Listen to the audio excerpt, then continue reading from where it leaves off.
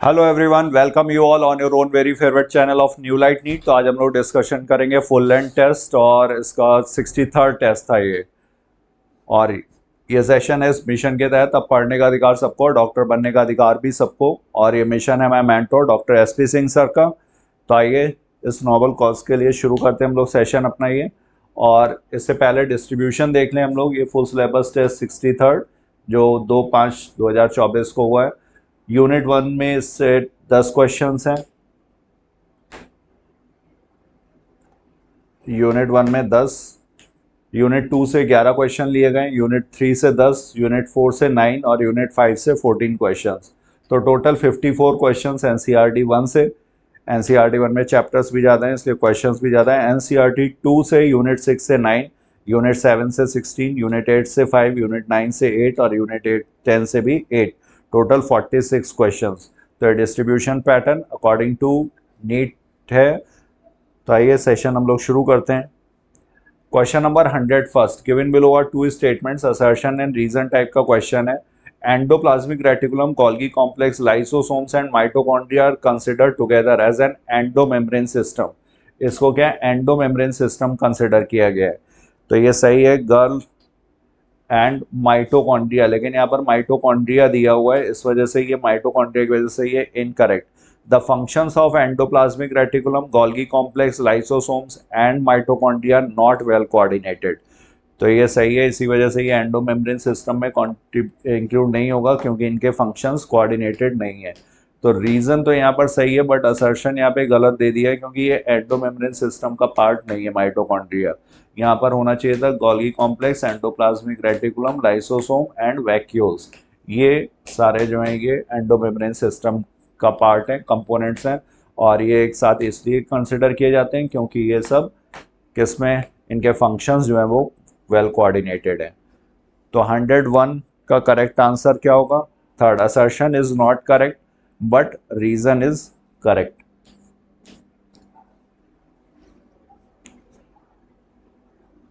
Next, given below are two statement, one is labeled as assertion and the other is labeled as reason।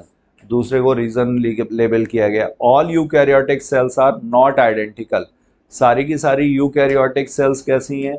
Not identical, exactly similar नहीं है। तो सही है यहाँ पर fungus, plants, animals और in fact जो प्रोटिस्टा के जो यूनिसेलुलर यूकैरियोट्स हैं सब में डिफरेंसेस हैं। और जैसा यहाँ पर लिखा भी हुआ है रीजन में, plant cells plastid cell wall, last central vacuole is present. Animal cells में ये सब एब्सेंट है। तो दीज आर नॉट आइडेंटिकल। तो ये रीजन स्टेटमेंट के तौर पे भी सही है और इसको ये एक्सप्लेन भी कर रहा है कि क्यों सारे यूकैरियोटिक सेल्स आइडेंटिकल नहीं है। तो both assertion and reason are correct and reason is the correct explanation also. 102 is fourth. Next question 103, which of the following statement is incorrect? इनमें से कौन सा इनकरेक्ट है? Rubisco action requires ATP and NADPH। Rubisco is a bifunctional enzyme. In C4 plants, the site of Rubisco activity is mesophyll cells. The substrate molecule for Rubisco activity is a 5-carbon compound। तो Rubisco जब act करेगा तो ये carboxylase और oxygenase दोनों की तरह act करता है, इसलिए डुअल एक्शन है, बाईफंक्शनल एंजाइम है, सही है। C4 plant the site of Rubisco activity is mesophyll cell. Mesophyll cell नहीं, यहाँ पे बंडल शीथ सेल्स होना चाहिए था। और सबस्ट्रेट मॉलिक्यूल 5-कार्बन कंपाउंड रुबिस्को के लिए, तो ये सही है, राइबोलोज 1,5 बिसफॉस्फेट यहाँ पर इसके लिए सबस्ट्रेट मॉलिक्यूल का काम करता है। तो third. Next question, select the correct match. In situ conservation, in situ conservation, biosphere reserve, hot spot और इसके अलावा यहाँ पर hot spots, biosphere reserves, wild life sanctuaries, sacred groves, national parks, ये सारे इन सीटू कंजर्वेशन में। तो सेक्रेड ग्रूव्स एक्स सीटू में गलत दिया हुआ है, सीड बैंक इन सीटू में गलत दिया हुआ है और ex situ conservation cryo preservation. तो A and D is correct, fourth, third. Next question 105, in the polynucleotide chain of DNA nitrogenous base is link to the OH of. तो यहाँ पर नाइट्रोजन बेस जो होगा ये किसके साथ, नाइट्रोजन बेस 1 प्राइम पोजीशन जो होगी उससे आकर के अटैच्ड होगा हाइड्रोक्सिल ग्रुप। और टाइप ऑफ बॉन्ड जो इनके बीच में बनेगा वो N glycosidic linkage, N glycosidic linkage. अगर यहाँ पर प्यूरिन्स होंगे तो प्यूरिन डबल रिंग स्ट्रक्चर है, तो शुगर का यहाँ पे 1 प्राइम और इसका 9th पोजीशन पर जो, और यहाँ पर अगर प्यूरिन की जगह पिरिमिडीन होगा तो 1 प्राइम और 1 प्राइम के बीच में यहाँ पे बॉन्ड बनेगा एन ग्लाइकोसिडिक लिंकेज। तो यहाँ पे correct answer 1 prime carbon pentose sugar जो राइबोज और डीऑक्सी राइबोज है। तो 105 is first. Question number 106, in Krebs cycle which type of compound is not formed. तो अल्फा कीटोग्लूट्रिक एसिड से अगर हम लोग शुरू करें, अल्फा कीटोग्लूट्रिक एसिड यहाँ पर ये 5 कार्बन का ओनली कंपाउंड है। इससे पहले भी डीकार्बोक्सिलेशन होता है, कार्बन डाइऑक्साइड का रिमूवल होता है, और इसके बाद भी कार्बन डाइऑक्साइड का रिमूवल होगा, डीकार्बोक्सिलेशन होगा। तो जब 5 कार्बन से 1 कार्बन निकल जाएगा तो इसके बाद जितने भी प्रोडक्ट्स बनेंगे उसमें 4 कार्बन, और इससे पहले वाले में जितने भी होंगे वो 6 कार्बन वाले। और जब 4 कार्बन का जो लास्ट प्रोडक्ट होता है ऑक्सैलो एसिटिक एसिड, उसके साथ एसिटाइल कोएंजाइम ए आकर के मिलता है, और एसिटाइल कोएंजाइम ए में है 2 कार्बन, और यहाँ से फिर 6 कार्बन की शुरुआत हो जाती है जो है सिट्रिक एसिड। तो 6 कार्बन भी है, 5 कार्बन भी है, 4 कार्बन भी है, लेकिन 7 कार्बन कंपाउंड यहाँ पर कोई नहीं होगा। ये 4 कार्बन का, ये 2 कार्बन का, यहाँ पर एंजाइम होगा साइट्रेट सिंथेज। तो 106 का correct answer first. Now we move to next question 107, identify the statement which is incorrect. यहाँ पर इनकरेक्ट स्टेटमेंट बताना है। Tyrosine possesses aromatic ring in its structure, सही है। Sulphur is an integral part of cysteine, सही है। Cysteine and methionine sulphur containing amino acid है। Glycine simplest amino acid है, एग्जांपल ऑफ लिपिड्स गलत दिया हुआ है, तो इनकरेक्ट बताना था। Lecithin contains phosphorus atom in its structure, तो ये सही है। तो 107 का करेक्ट आंसर होगा third. Next, identify the correct features of mango and coconut fruit. तो मैंगो एंड कोकोनट दोनों ही किसके ड्रूप के एग्जाम्पल है, सही दिया हुआ है। Endocarp is eatable in both, ये गलत है। या मीजोकार्प कोकोनट में फाइब्रस है और मैंगो में इट इज फ्लैशी, और यही ईट की जाती है। In both fruit develops from monocarpellary ovary, ये भी सही है। और ओवरी कैसी होगी, सुपीरियर भी, मोनोकार्पेलरी सुपीरियर ओवरी। तो यहाँ पर first, third and fourth is correct, 1, 3 and 4। Second is incorrect. 108. Now we move to next question 109. Match the items in column 1 with those in column 2.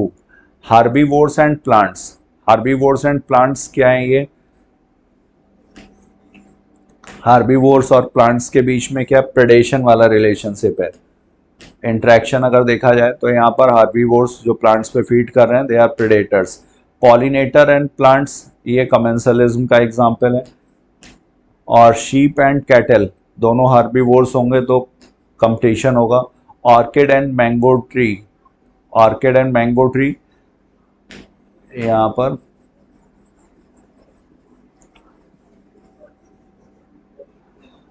Question number 109।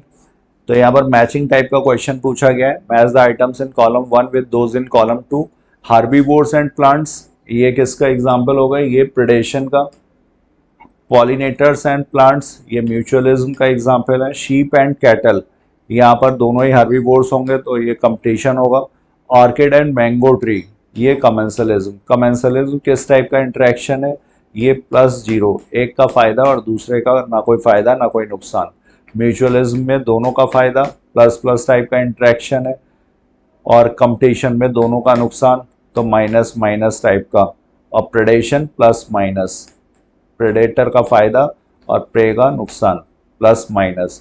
तो यहाँ पर 109 का correct answer यहाँ पर third.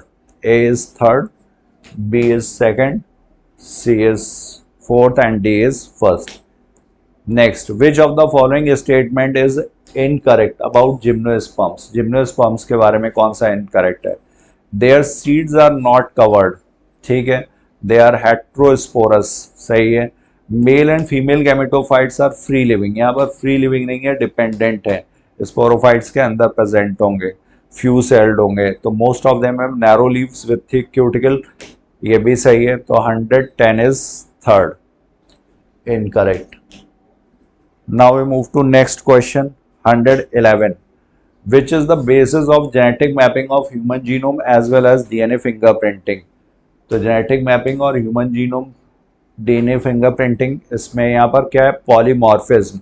जो वेरिएबिलिटी मिलती है sequences में, ये बेसिस है. Polymorphism DNA sequences. 111 is second.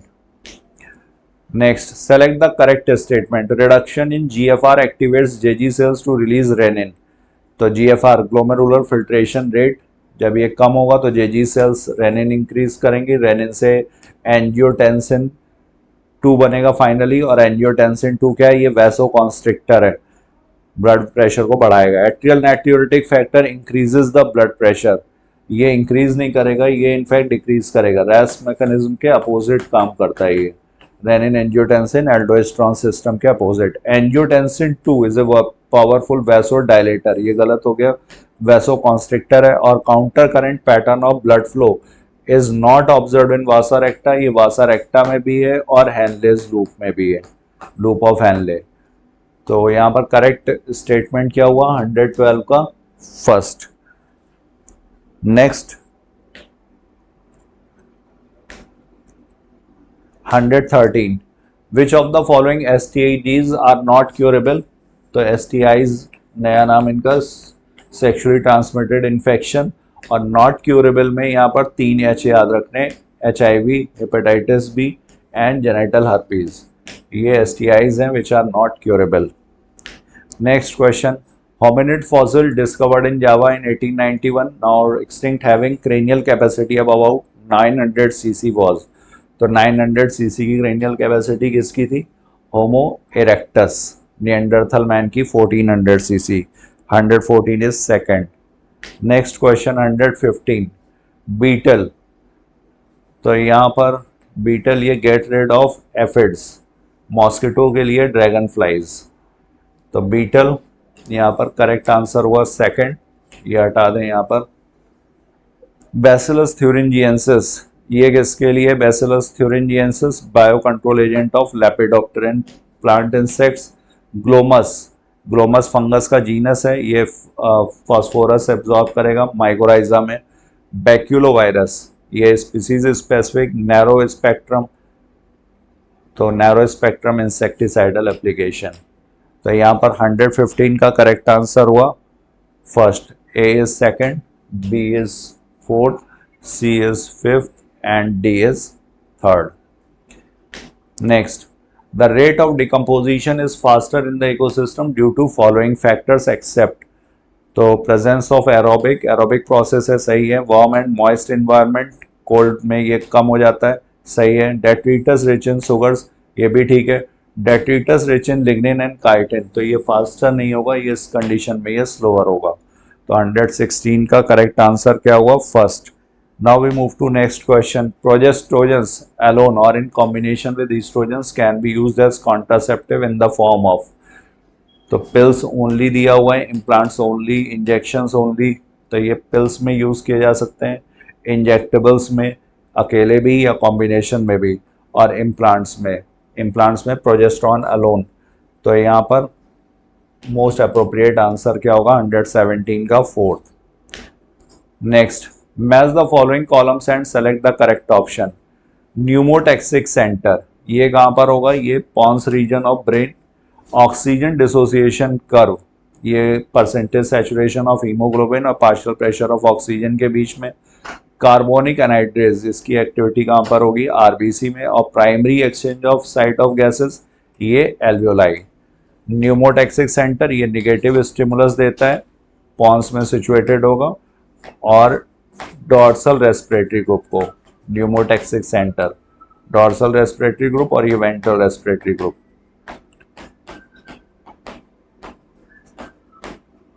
इसको ये negative stimulus.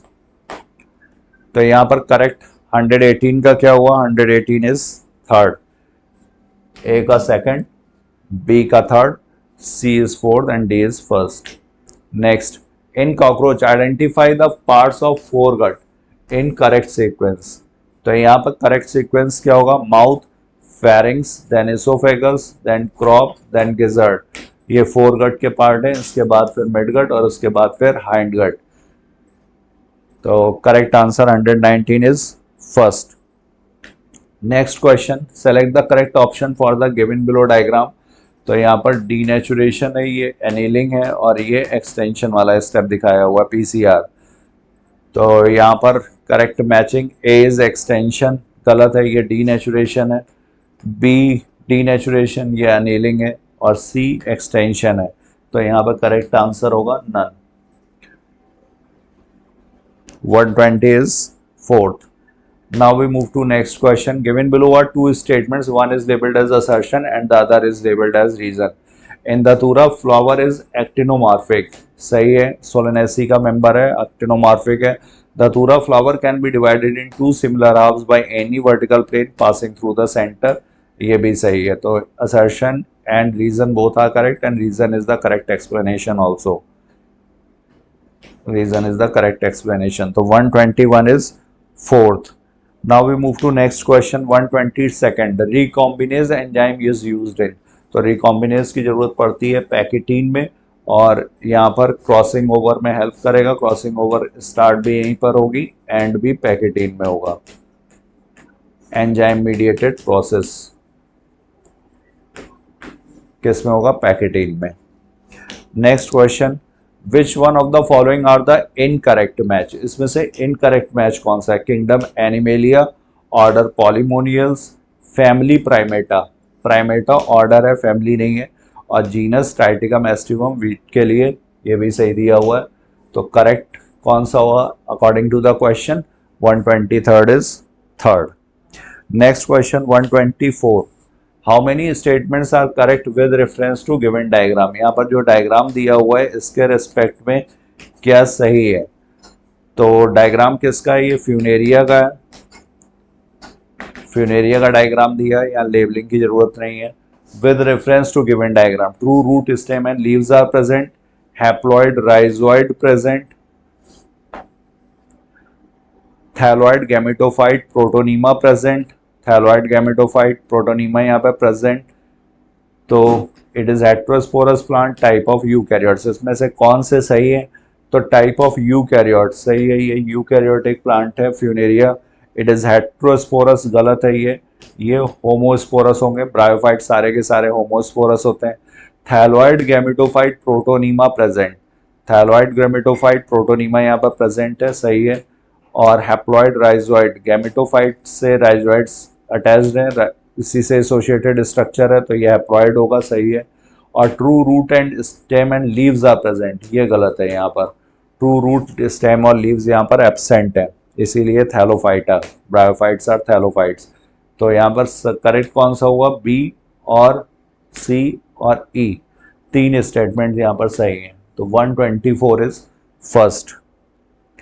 Next question 125, select the correct statement for Mendelian disorder. Mendelian disorder, तो मेंडेलियन डिसऑर्डर्स क्या है, सिंगल जीन डिसऑर्डर्स हैं ये, और ये प्रिंसिपल्स ऑफ इनहेरिटेंस को फॉलो करते हैं, उनको मेंडेलियन डिसऑर्डर्स बोला जाएगा। तो डोमिनेंट भी हो सकते हैं, रिसेसिव भी हो सकते हैं, ऑटोसोमल या सेक्स लिंक्ड, ये भी सही है। ऑटोसोमल क्रोमोसोम पर अगर प्रेजेंट है तो ऑटोसोमल या सेक्स क्रोमोसोम पर है तो sex linked. In Mendelian disorder the number of chromosomes are not change. Mendelian disorder में क्रोमोसोम नंबर चेंज नहीं होंगे, तो सही है, सिंगल जीन डिसऑर्डर है, क्रोमोसोम नंबर से कुछ लेना देना नहीं। Mendelian disorders are mainly determined by alteration और mutation in the single gene. तो ये सारे के सारे ही सही है, 125 का फर्स्ट।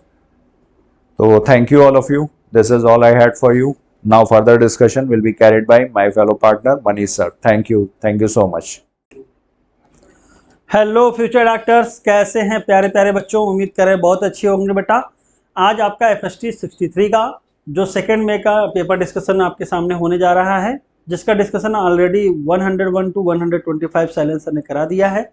आगे हम कराएंगे 25 क्वेश्चन, फिर उसके बाद संगम सर, फिर उसके बाद Alice sir.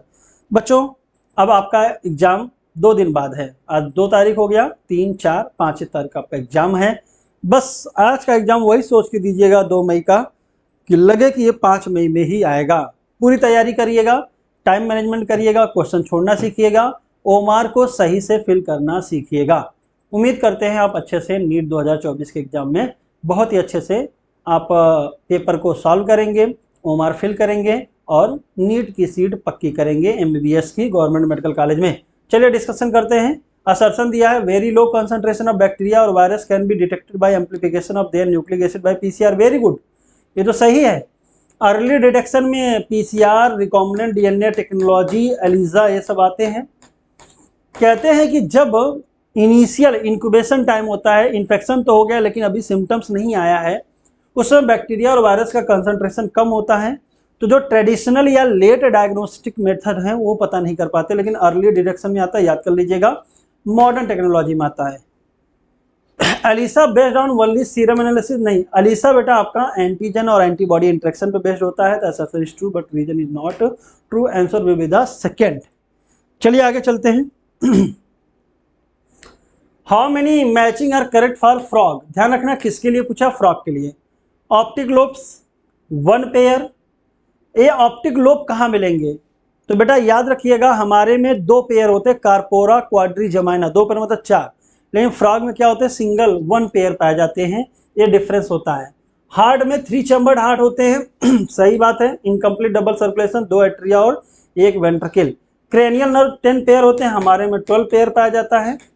Optic lobes 2 pair, अब 1 सही हो गया 1 गलत, तो आपका ABC 3 सही हो गया, आंसर हो जाएगा फर्स्ट। तो 127 का पहला हो जाएगा। याद रखना ऑप्टिक लोब हमारे में जो बोला जाता है वो बोला जाता है बेटा कार्पोरा क्वाड्रीजमाइना, यानी 2 पेयर, जबकि यहाँ पे 1 पेयर मिड ब्रेन में पाया जाएगा, ध्यान रखिएगा। चलिए 128, select the incorrect match. Myelinated nerve fibre Schwann cell, लेकिन याद करिए इनवेलप्ड आना चाहिए। अनमाइलिनेटेड में स्वान सेल होगा लेकिन क्या होगा, इनक्लोज्ड, ठीक है ना। मतलब स्वान सेल दोनों के पास मिलेगी, लेकिन एक लपेटी रहेगी और एक आसपास रहेगी। ये वाइट होते हैं और ये आपके होते हैं ब्राउन ग्रे, और ये फास्ट होगा और ये स्लो होगा। नॉन इंपल्स के लिए सोडियम पोटेशियम आएगा, पोलराइजेशन के लिए इनफ्लक्स ऑफ पोटेशियम है, आउटफ्लक्स ऑफ पोटेशियम है, और डीपोलराइजेशन के लिए इनफ्लक्स ऑफ सोडियम है। Myelinated nerve fibres only found in cranial, नहीं भाई क्रेनियल नहीं, क्रेनियल स्पाइनल ये दोनों होना चाहिए था, तो आपका ओनली लगाने की वजह से गलत हो जाएगा 128 का।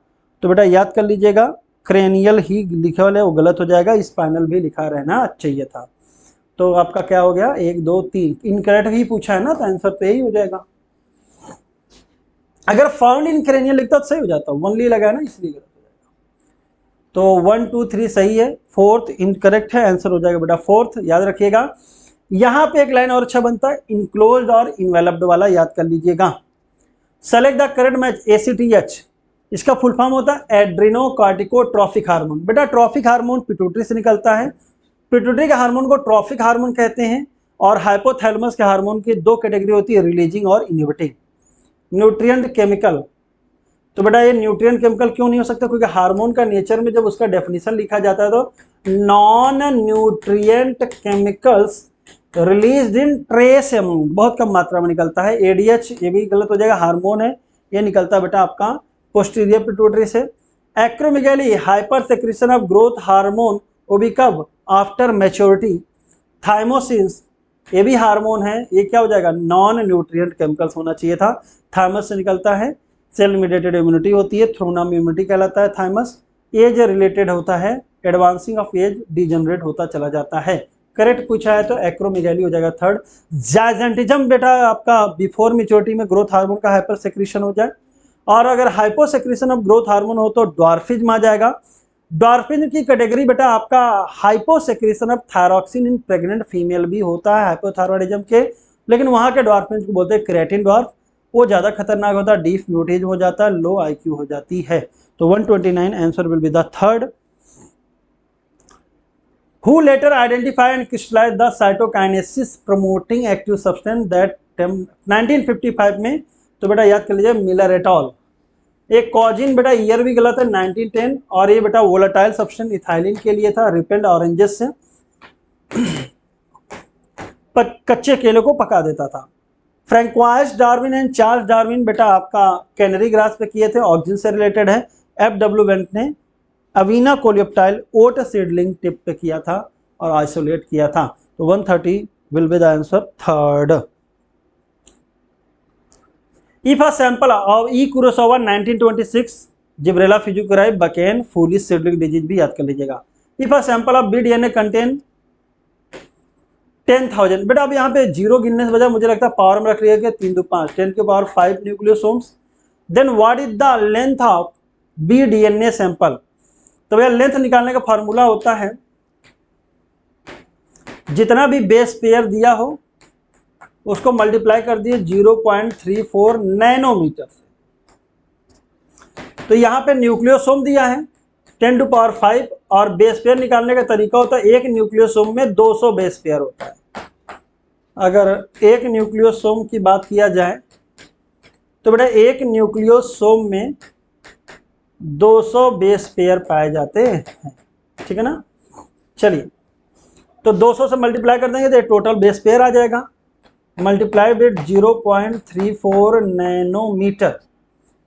तो बेटा 2 को मल्टीप्लाई कर देंगे कितना हो जाएगा 0.68 और 10 टू पावर 2 कितना हो जाएगा 10 टू पावर 7 और नैनोमीटर को अगर मीटर में बदलोगे तो क्या हो जाएगा 10 टू पावर -9 मीटर।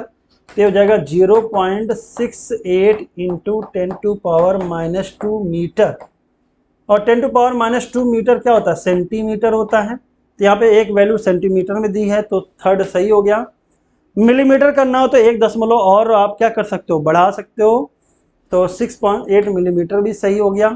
तो आंसर हो जाएगा बेटा आपका क्या फोर्थ, बोथ 2 एंड 3, ठीक है ना।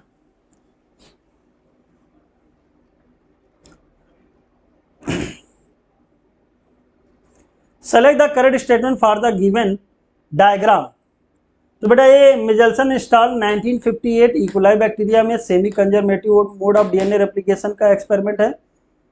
तो हर्षे एंड चेज वाला नहीं हो जाएगा, वो 1952 में किया गया था और unequivocal proof that DNA act as a genetic material वाला था। Infection blending centrifugation E coli, yes E coli दोनों में है था। ध्यान रखना इकोलाई एक्सपेरिमेंट में हर्षे और चेज और मिचेल्सन स्टाल दोनों के एक्सपेरिमेंट में था। Semiconservative mode of DNA replication बिल्कुल सही है। हैवी आइसोटोप, अगर क्वेश्चन पूछा जाए heavy isotope Hershey and Chase में था, यस बेटा जो भी आइसोटोप होते हैं वो हायर आइसोटोप ही कहलाते हैं क्योंकि आइसोटोप में एटॉमिक वेट का डिफरेंस होता है, एटॉमिक नंबर सेम होता है। तो हैवी सभी होते हैं लेकिन शर्त एक होनी चाहिए कि सारे हैवी आइसोटोप रेडियो एक्टिव नहीं हो सकते हैं। जैसे N14 N15 7 तो एटॉमिक नंबर तो सेम रहा लेकिन वेट का डिफरेंस आया, लेकिन ये हैवी तो है लेकिन रेडियो एक्टिव नहीं है। तो बात किया जाए कि क्या क्या सही है, हैवी आइसोटोप यूज किया गया, कंजर्वेटिव हो गया BCD, तो आंसर हो जाएगा बेटा आपका सेकेंड। और याद रखना हर जनरेशन में 20 मिनट में आपका हाइब्रिड जो बनेगा क्वेश्चन अगर आता है always to rest will be of light. In Down syndrome, palm is broad with characteristic palm crease, furrowed tongue, flat, broad head, partially open mouth, congenital heart disease, physically and mentally retarded. Down syndrome and Klinefelter syndrome total number of chromosome are same, बिल्कुल सही है, लेकिन Down syndrome में autosomal number बढ़ता है और Klinefelter में एलोसोमल मतलब सेक्स क्रोमोसोम का नंबर बढ़ता है। लेकिन जब टोटल जोड़ोगे तो यहाँ पे भी ट्राइसोमी 47 और यहाँ पे भी ट्राइसोमी, तो टोटल हो जाएगा 47। तो नंबर तो सेम रहा लेकिन यहाँ पे ऑटोसोम 21 का बढ़ता है और यहाँ पे सेक्स पेयर का बढ़ता है। बातें दोनों सही है, आंसर विल बी ऑफ 4, ठीक है। Platelet are also called thrombocyte and cell fragment produce from megakaryocyte, बिल्कुल सही है। प्लेटलेट की संख्या याद कर लीजिएगा 1.52 3.5 लाख हो जाएगा पर millimetre cube of blood. Coagulation में इन्वॉल्व होगा platelet are involve the coagulation of blood, दोनों बातें सही हो गई, तो 134 का आंसर हो जाएगा बेटा फोर्थ। बहुत ही आसान रहा, याद कर लीजिएगा। Select the correct option which represent the homopolysaccharide. Homo मतलब रिपीटिंग यूनिट सेम टाइप का हो। अब ग्लूकोज, भैया ग्लूकोज का पॉलीमर आपका याद रखिएगा, काइटिन तो नहीं होगा। माल्टोज बेटा डाइसेक्राइड है, सुक्रोज डाइसेक्राइड है, ये इन्युलिन नहीं होगा, तो आंसर अपने आप का क्या आ गया बेटा फोर्थ। स्टार्च हो गया, ग्लाइकोजन हो गया, सेलुलोज, ये अनब्रांच्ड हैं, सब ग्लूकोज के हैं और दोनों होते हैं ब्रांच्ड। इन्युलिन किसका पॉलीमर होता है, फ्रक्टोज का होता है, और काइटिन किसका पॉलीमर होता है बेटा, ये हो जाता है एन एसिटिल ग्लूकोसामिन। सुक्रोज बेटा डाइसेक्राइड है, पॉलीसेक्राइड नहीं है, इसमें ग्लूकोज और फ्रक्टोज आते हैं। माल्टोज भी बेटा आपका डाइसेक्राइड है, याद कर लीजिएगा। लैक्टोज डाइसेक्राइड है, ग्लूकोज एंड गैलेक्टोज, और माल्टोज में glucose and glucose. What is the NAD and NADP? Coenzyme है, कोफैक्टर विटामिन। तो बेटा एनएडीपी और एनएडी एक कोएंजाइम होते हैं जो कि एक प्रकार का ऑर्गेनिक लूज कोफैक्टर है, और इसके इसेंशियल कंपोनेंट में विटामिन बी3 पाया जाता है।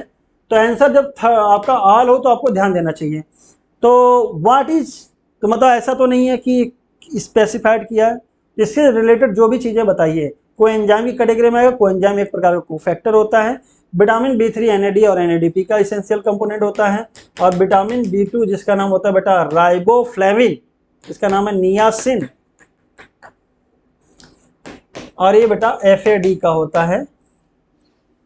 In the given reaction what is x? दिए हुए रिएक्शन में एक्स क्या है? तो पायरुविक एसिड का एसिटिल कोएंजाइम, ये बेटा ऑक्सीडेटिव डीकार्बोक्सिलेशन है।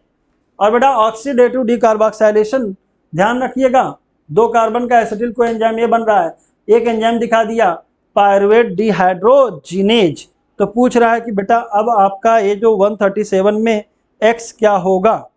तो भाई एक्स आपका फैक्टर याद कर लीजिएगा। यहाँ पर अगर आपको याद करना हो तो मैग्नीशियम आयन, और एक नहीं लिखा होता टीपीपी एंड लिपोइक एसिड, ये आपके एनसीईआरटी में नहीं है। Thiamine, pyrophosphate and lipoic acid plus magnesium ion भी चाहिए होता है, एंजाइम लिख दिया था। Which of the following is the incorrect match? RH antigen, rhesus monkey, सही बात है। इरिथ्रोब्लास्टोसिस फेटालिस, RH एंटीजन से रिलेटेड है, फीमेल RH नेगेटिव मदर और RH positive fetus. Open circulatory system में sinus venosus and conus arteriosus पाया जा सकता है मछलियों में। क्लोज सर्कुलेटरी सिस्टम आर्थ्रोपोडा में, आर्थ्रोपोडा में बेटा आपका क्या होता है, ओपन।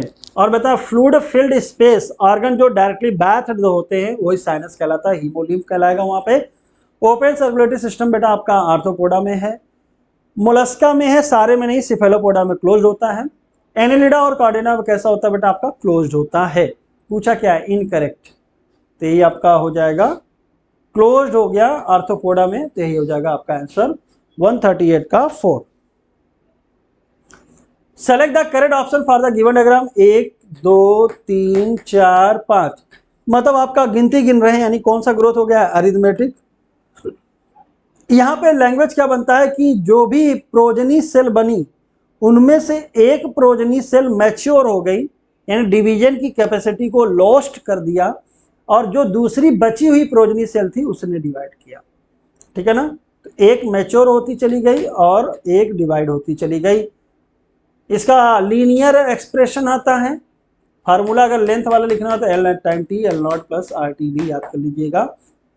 तो और जियोमेट्रिक में बेटा आपका एक्सपोनेंशियल वैल्यू आती है। वेट का था W1 equal to W0 e⁻⁻RT, और वहाँ पे दोनों ही प्रोजनी सेल डिवीजन की कैपेसिटी को रखती हैं। लार्जर है तो फीमेल हो जाएगी, तो सूडो सोलोमेट होगा, राउंड वर्म हो गया, नॉन कॉर्डेटा हो गया, सारी बातें सही है, ध्यान रखना। ये फीमेल एस्कैरिस का डायग्राम है। पहली बार सेक्सुअल डायमॉर्फिज्म कहाँ आया था, तो पहली बार आया था बेटा आपका निमेटोडा में।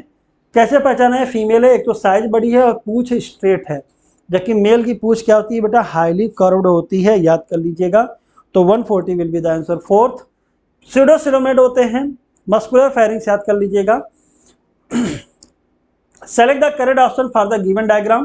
तो बेटा ये आपका एक विंड पॉलिनेशन का डायग्राम है जिसमें स्टेमन जो है, मेल फ्लावर का स्टेमन जो है और वेल एक्सपोज्ड है। तो विंड पॉलिनेटेड वेल एक्सपोज्ड स्टेमन, और विंड पॉलिनेशन को हम लोग बोलते हैं एनिमोफिली, वाटर से पॉलिनेशन को बोलते हैं हाइड्रोफिली, एनिमल से पॉलिनेशन को बोलते हैं जूफिली, इंसेक्ट अगर आ गया तो एंटामोफिली, आंट से बोलते हैं मर्मेकोफिली। पूरा याद कर लीजिएगा। तो 141 विल बी द 4। स्टिग्मा और स्टाइल इसमें लार्ज एंड फीदरी हो जाता है, टेसल कहलाता है। Which of the following gland secrete maximum number of hormone? तो थाइमस, पैंक्रियाज, पैराथायरॉइड, पिट्यूटरी। जायज बात है पिट्यूटरी ट्रॉफिक हार्मोन है, मास्टर ग्लैंड है, जायज बात है मास्टर के पास काम ज़्यादा होगा। तो फोर्थ अपने आप बिना सोचे समझे लगा देना चाहिए था आपको, बाद में बैठ के गिनते रहिएगा। भाई पार्स इंटरमीडिया से निकलेगा MSH, anterior pituitary pars distalis से निकलेगा आपका growth hormone, LH, FSH, adrenocorticotrophic hormone, prolactin, ये सब निकलेगा। और पार्स नर्वोसा से निकलेगा एडीएच जिसका दूसरा नाम वैसोप्रेसिन है। और बेटा क्या निकलेगा आपका ऑक्सीटोसिन। पैराथायरॉइड से बेटा आपका निकलेगा पैराथायरॉइड हार्मोन। पैंक्रियाज से अल्फा सेल से ग्लूकागॉन, बीटा सेल से आपका इंसुलिन, बाकी सोमैटोस्टेटिन भी निकल सकता है। थाइमस से निकलेगा thymosin. Select the correct statement for the given diagram. तो बेटा ये आपका अगर डॉट दिखाता तो पैराथायरॉइड दिखाता, लेकिन बेटा आपका डॉट नहीं दिखा रहा है। तो ये दो लोब हैं, इस्थमस से जुड़े हुए हैं। सेक्रेट थायरॉक्सिन हार्मोन सही है। फॉलिकल और स्टोमल टिश्यू होगा, फॉलिकल से T3 और T4, स्टोमल टिश्यू से thyrocalcitonin. Enlargement of A commonly called goitre, बस स्वेलिंग को ग्वाइटर बोलते हैं। ए आल्सो सेक्रेट अ स्टेरॉयडल हार्मोन कॉल्ड TCT। नहीं भैया, स्टेरॉयडल हार्मोन यहाँ से निकलते नहीं, यहाँ पे आइडोथायरोनिन निकलते हैं, वो भी कहाँ से? थायरॉयड फॉलिकल से। और जो स्ट्रोमल टिश्यू से निकलता है TCT है बेटा आपका प्रोटीन वाला है। तो चौथा गया, तो ऑल गया, तो आंसर हो जाएगा फोर्थ, 1, 2 एंड थर्ड। तो 143 का हो जाएगा 4। Select the correct response for the given diagram. तो भैया ये आपको पहले याद होना चाहिए, कार्पस कैलोसम। आउटर क्या होता है? कॉर्टेक्स, और कॉर्टेक्स मोस्ट डेवलप पार्ट होता है सेरेब्रल हेमिस्फीयर। तो लर्निंग एंड थिंकिंग बी आपका कार्पस कैलोसम है। मैमेलियन ब्रेन का यूनिक फीचर होता है। एफ देखिए यहाँ पे है, तो एफ बेटा आपका ये देखिए, ये यहाँ पे ऐसे पहचानिए पॉन्स। उसके बाद बेटा आपका ई हो गया, ई यहाँ पे देखिएगा, ई हो गया बेटा आपका सेरिबेलम। एफ हो गया बेटा आपका मेडुला, और मेडुला में गैस्ट्रिक ये सब सारी चीज़ें आती हैं। तो क्या पूछा? करेक्ट। तो 144 का हो जाएगा 4th। कैसे पहचाना? ध्यान से देख लीजिएगा। एक चीज़ और देखें, मैमेलियन ब्रेन में कार्पस कैलोसम आता है, बी से आपने पकड़ लिया था। कंट्रोल रेस्पिरेशन तो पॉन्स, मेडुला एंड सेरिबेलम। और मेडुला जितने भी इनवॉलंटरी रेस्पॉन्स देखता है सब कौन देखता है? मेडुला देखता है। जैसे कि vomiting, sneezing, coughing, yawning, gastric secretion, heart beat, सब कौन देखता है? Medulla oblongata. Given below are two statement, one is labelled as assertion and other is labelled as reason. New York जो 41 डिग्री नॉर्थ पे 105 स्पीसीज मिला। ग्रीनलैंड और ऊपर गया, इक्वेटर से पोल की तरफ जा रहे हैं तो 56 हो जाता है। तो ये क्या दिखा रहा है कि हम जैसे जैसे पोलर एरिया की तरफ जा रहे हैं स्पीसीज 105 रही, फिर 56 हो गई बर्ड्स की। इसका मतलब क्या? डाइवर्सिटी घटने को दिखा रहा है। तो लिख रहा है in general species diversity decreases as we move away from equator towards the pole. तो अवे फ्रॉम इक्वेटर, इक्वेटर से अवे जा रहे हैं टूवर्ड्स द पोल। तो 145 का एक्सप्लेनेशन हो जाएगा बेटा, 4th हो जाएगा 145 का 4। लेकिन अगर ये असर्शन रीजन मैं बनाता तो मैं रीजन को असर्शन करता और असर्शन को रीजन करता, जिससे ज़बरदस्त मजा आता। हालांकि चल जाएगा, कोई दिक्कत की बात नहीं है कि ऐसा क्यों होता है, क्योंकि ऐसा पाया गया है। लेकिन अगर ये लिखा जाता कि जैसे इसको मैं असर्शन बनाता कि भैया स्पीसीज डाइवर्सिटी जब इक्वेटर से पोल जाते हैं तो घटती है, तो ये मैंने साइंटिफिकली प्रूव किया है। जैसे मैंने देखा 41 डिग्री नॉर्थ, 71 डिग्री नॉर्थ, तो ये एक्सप्लेनेशन जबरदस्त होता। If in a habitat 10,000 species of different organism are present, select the correct statement for this habitat. 10,000 नहीं है, 1 लाख है। ठीक है, क्या पूछा है, if in habitat 1 lakh species of different organism are present, select the correct statement for this. अब भैया 1 लाख है तो मोर देन 70 क्या होगा, एनिमल्स, तो more than 70,000 nearly are of animals, पहला सही हो गया। अब भैया 70 बचा तो बचा कितना 30, 49,000 species nearly are of insect. अब इसका 70% मतलब कि 749, बिल्कुल सही है। तो ए बी एक ही ऑप्शन में था, तो आंसर अपने आप सेकंड हो गया। आगे पढ़ना नहीं चाहिए था तुम्हें, अगर पढ़े हो तो गड़े हो, मतलब नहीं समझे कि भैया सी डी। अब इसको कैलकुलेट कर देखिए, ये ऐसे क्वेश्चन बनाए जाते हैं, आपके दिमाग से साथ खेला जाता है। आपको एनसीईआरटी दिया था 10 मतलब 7 क्या हो जाएंगे बेटा, एनिमल, ठीक है ना।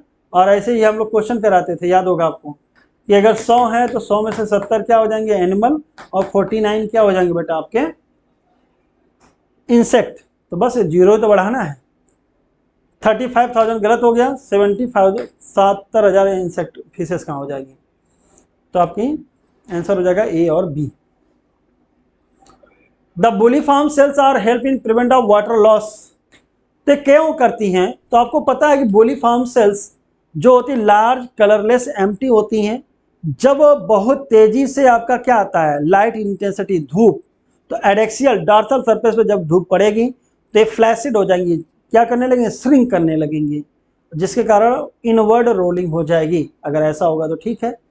Evaporation is efficiently take place through larger surface area, when bulliform flaccid, water निकल गया तो लीव्स को कर्ल कर लिया, जिससे सरफेस एरिया कम हो गया, वाटर लॉस मिनिमम हो गया। क्या बात है, एक्सप्लेनेशन। तो 147 का हो जाएगा 4।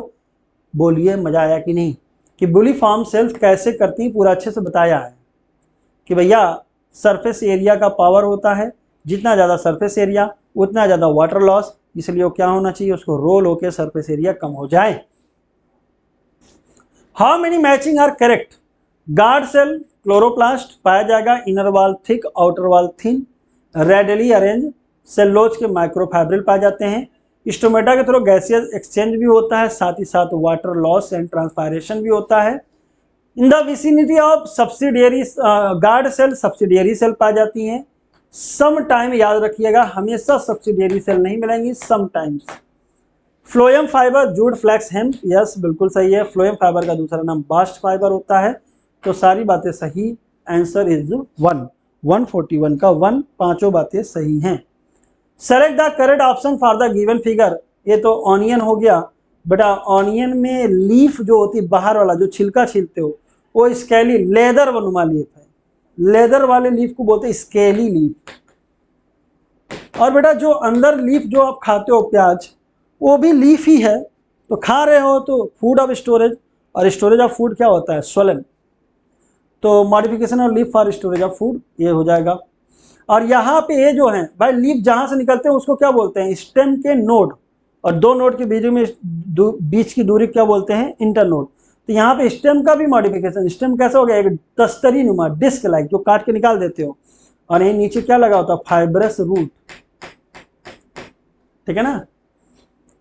तो एरियल नहीं होगा भाई, आपको भी पता है, क्योंकि आपका अंडरग्राउंड हो गया।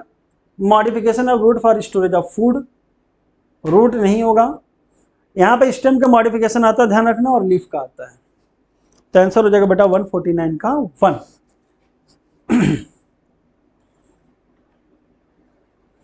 विच is known as dark band, तो धाम। तो डार्क बैंड में वह एरिया जो मायोसिन का एक्टिन ने नहीं ओवरलैप किया है, वो जोन को बोलते हैं एच जोन। ए से ए बैंड यानी एनआइसोट्रोपिक, एम लाइन से जुड़े होंगे और मायोसिन पाया जाएगा। तो डार्क बैंड एनआइसोट्रोपिक बैंड हो गया, खत्म। और ये लीजा है लाइट बैंड,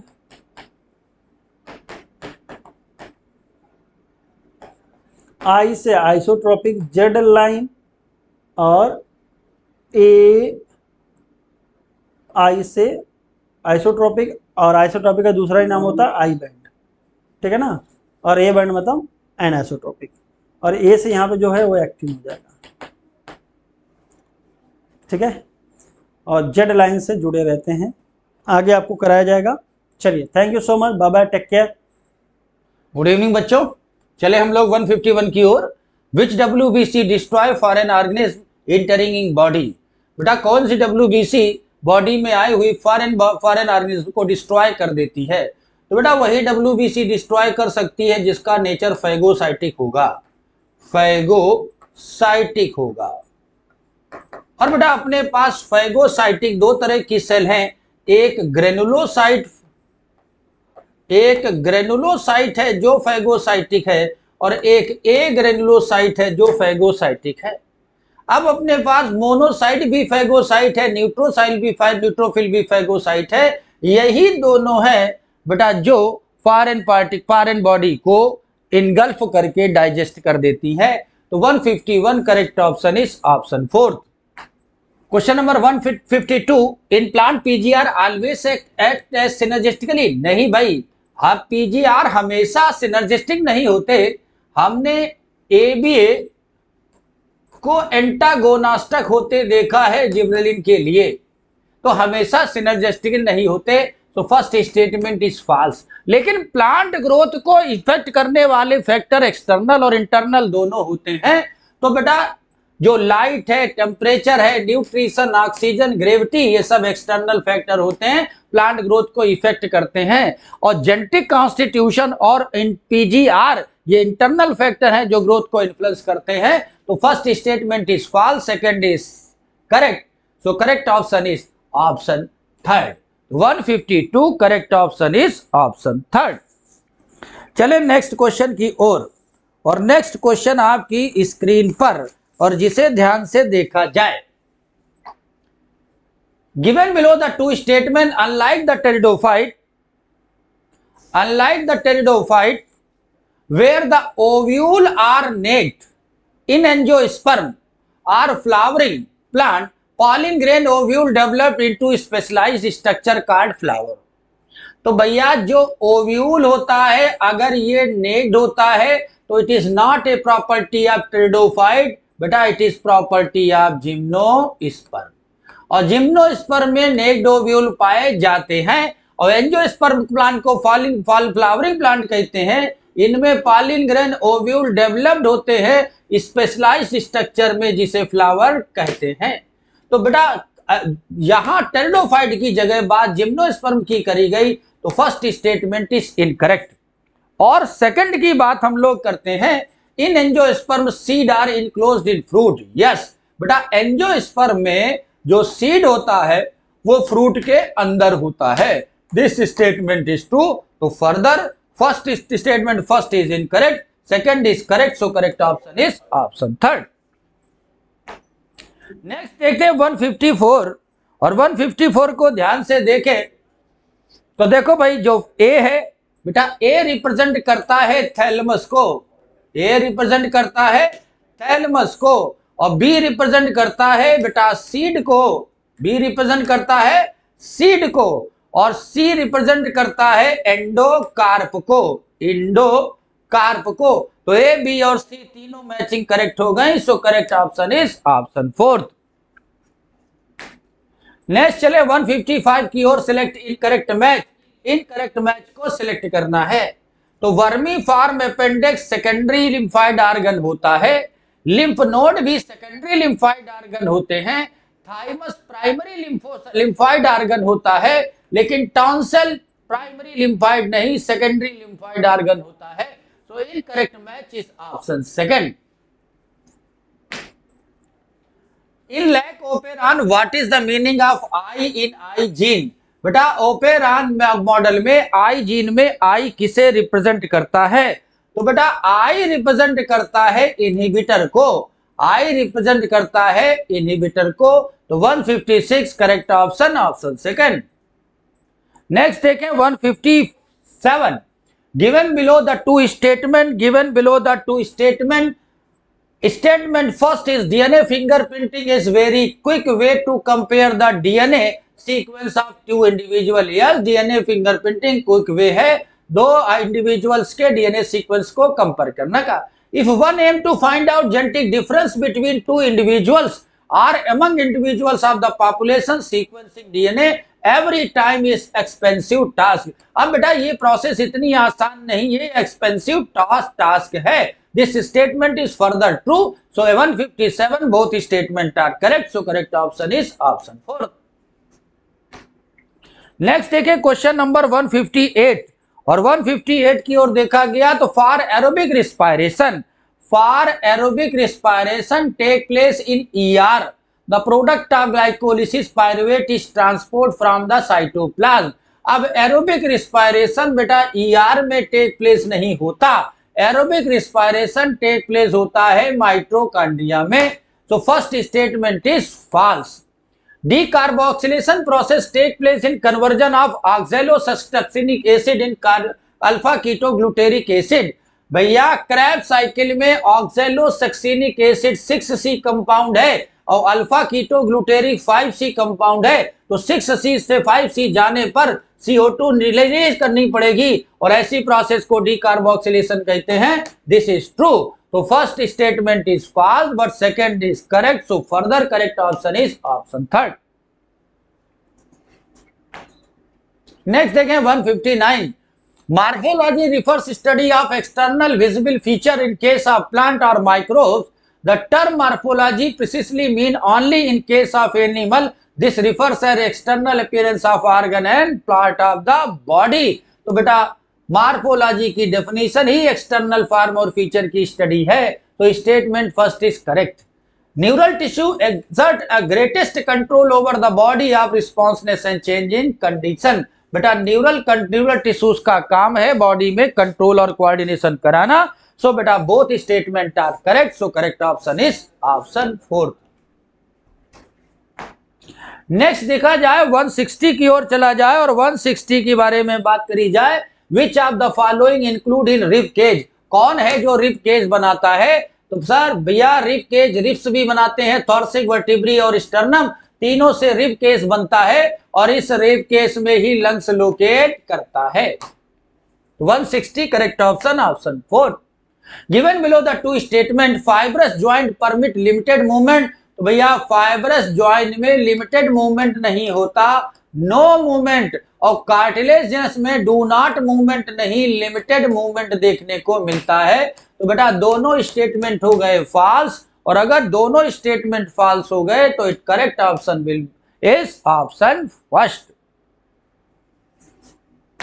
नेक्स्ट क्या ले भाई क्वेश्चन नंबर 162. और जब 162 की बात करते हैं तो भैया जरा देख लें. विच of the following is not A feature of Calotropis. तो भैया कैलोट्रोपिस में वेलवेट एस्टिवेशन मिलता है, अपोजिट फिलोटैक्सी होती है, सुपीरियर ओवरी है, इसलिए चारों बातें मिलेंगी, इनमें से कोई ऐसा नहीं है जो ना मिले. तो 162 correct option is option 4. Next बात करी जाए सेलेक्ट द सीलोमेट एनिमल. बेटा इनमें से कौन से एनिमल सीलोमेट हैं? तो जो सीलोमेट एनिमल बेटा होते हैं ये एनिलिडा से लेकर कॉर्डेटा तक देखने को मिलते हैं. अब कॉर्डेटा तक अगर देखने को मिलेंगे तो देखो भाई ये जो जेलीफिश है यूरेलिया है, जेलीफिश यूरेलिया है, यूरेलिया सीलेंटेटा में आता है, इसलिए ये सीलेंटेट नहीं हो सकता. लेकिन angel fish, devil fish, cuttle fish, silver fish ये सब आफ्टर एनिलिडा देखने को मिल रहे हैं. कोई हमें मोलस्क में मिल रहा है, कोई हमें फिशेस में देखने को मिल रहा है, कोई आर्थ्रोपोड में मिल रहा है. सिल्वर फिश को आपने लिप्सिमा कहा था, तो एक को छोड़कर सब में सीलोमेट कंडीशन मिलेगी. सो करेक्ट ऑप्शन हो जाएगा ऑप्शन 4. नेक्स्ट देखें विच ऑफ द फॉलोइंग और करेक्ट मैच फॉर फ्रॉग. बेटा इनमें से कौन सी करेक्ट मैचिंग फ्रॉग की है? इनमें से फ्रॉग के लिए करेक्ट मैचिंग कौन है? तो देखो फ्रॉग बेटा एम्फीबिया में आता है और एम्फीबिया के मेंबर होम्योथर्मिक नहीं होते बेटा, इट इज ए पाइक्लोथर्मिक. और मिमिक्री प्रोटेक्टिव कलरेशन फ्रॉग में देखने को मिलता है और कपुलेटरी पैड लोकेट करता है first digit of hind limb नहीं बेटा, it is case of four limb. और जो फ्रॉग होता है वो यूरिकोटेलिक नहीं होता. तो correct matching is mimicry protective coloration. 164 correct option option second.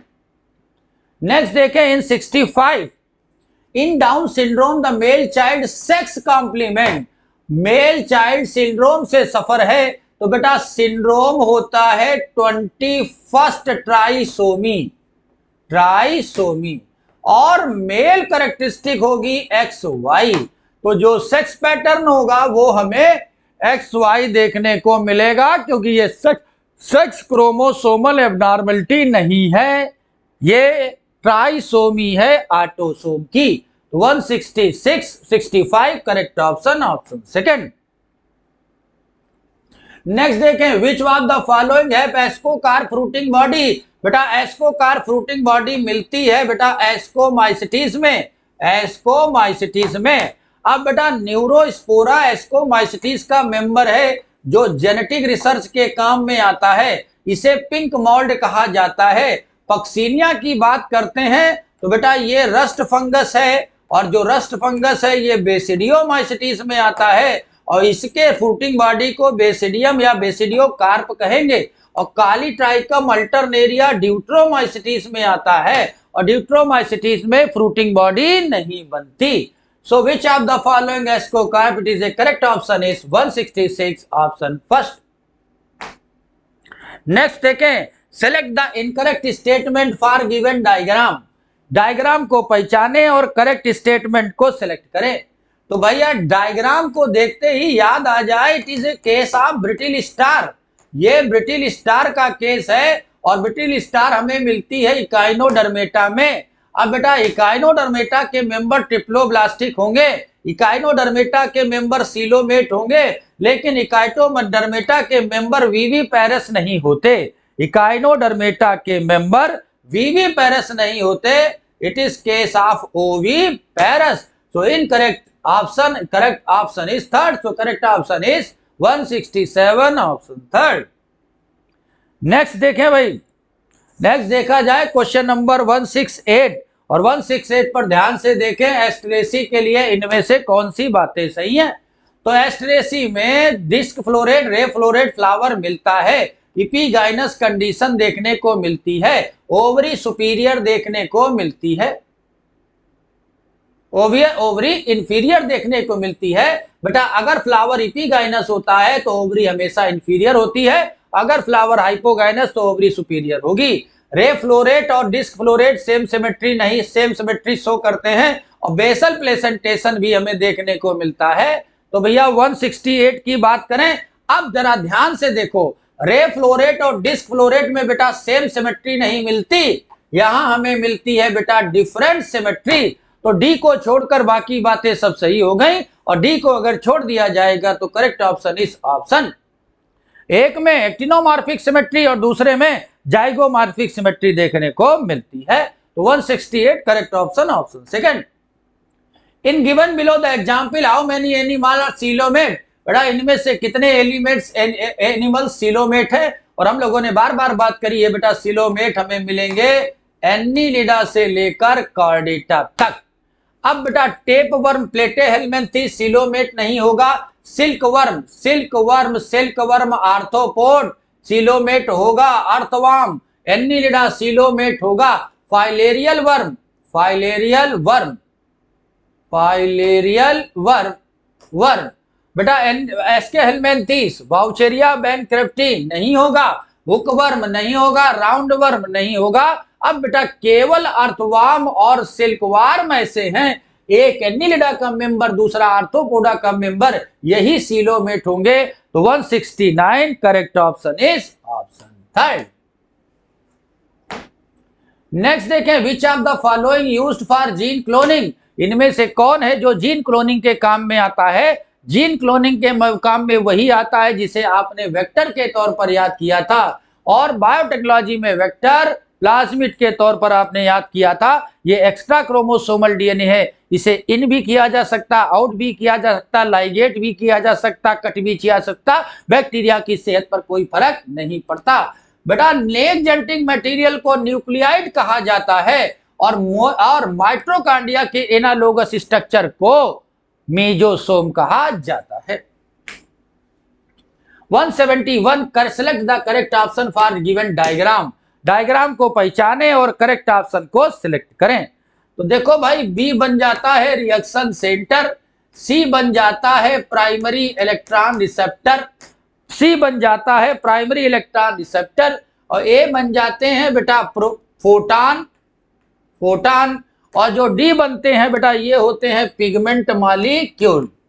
अब ए फोटान है, बी रिएक्शन सेंटर है और सी प्राइमरी रिसेप्टर है। तो correct option 171 option 4।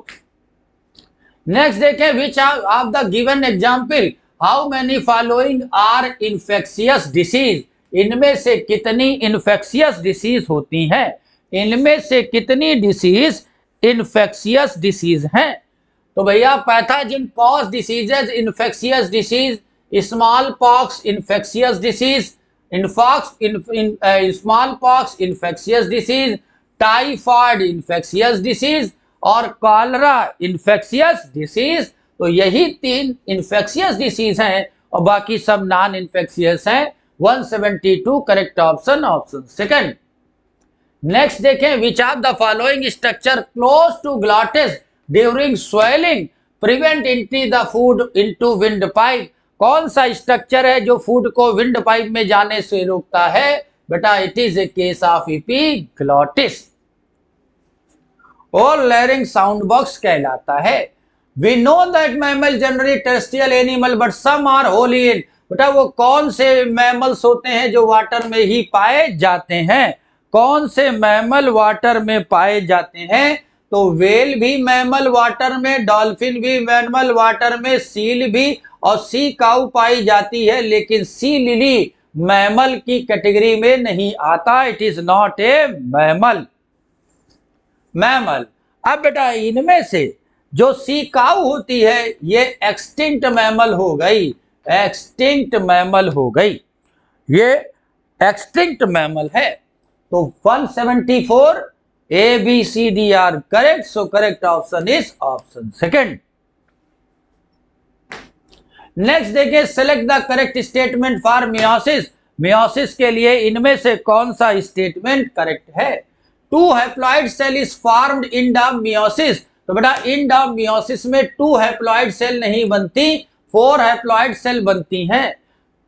Complex, a complex structure synaptonemal complex found in meiosis first, yes meiosis first के zygotene में synaptonemal complex देखने को मिलता जो कॉम्प्लेक्स स्ट्रक्चर है। U shape structure is chiasmata, नहीं भाई ये एक्स शेप स्ट्रक्चर है, chiasmata formed in meiosis first. तो 175 correct option is option second.